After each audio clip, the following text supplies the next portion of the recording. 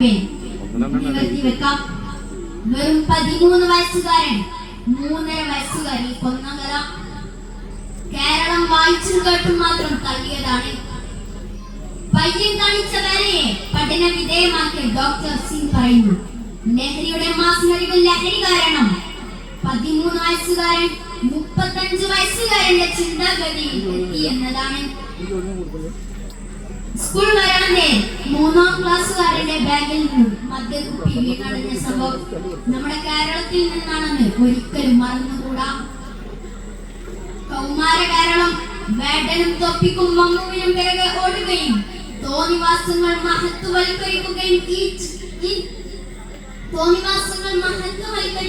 ചെയ്യുന്ന ഈ നെറിക്കട്ട കാലത്ത് നമ്മുടെ കലാലയങ്ങൾ ലഹരി മാഫിയയുടെ പിടിയിലായി തീർന്നിട്ടുണ്ട്.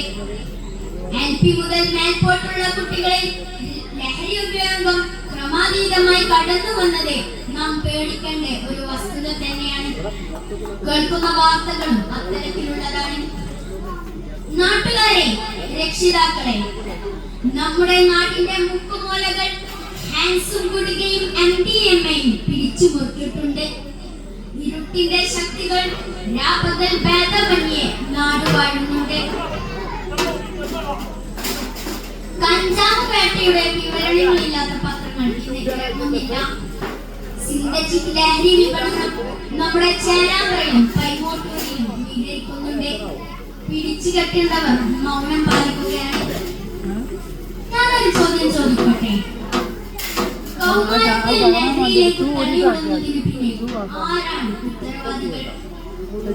രക്ഷിതാക്കളാണോ, സഹപാഠികളാണോ, അതോ നാട്ടുകാരാണോ?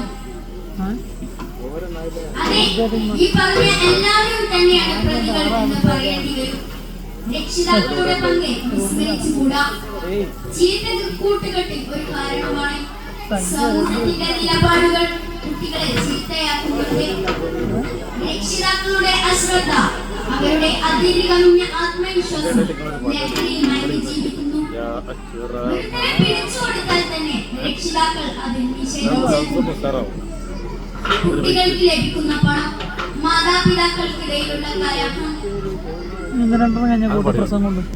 കൂട്ടുകാർക്കിടയിലെ ഹീറോയിസം ഇവയൊക്കെ ലഹരി വ്യാപനത്തെ ശക്തിപ്പെടുത്തുന്നു. ഇവയൊക്കെ തടയണമെങ്കിൽ മാത്രമേ ഈ സാമൂഹ്യ വിപത്തിനെ നാടുകടത്താനാവൂ. ഭാവി വാഗ്ദാനങ്ങൾ ശാക്തീകരിക്കപ്പെട്ടുകൂടാ.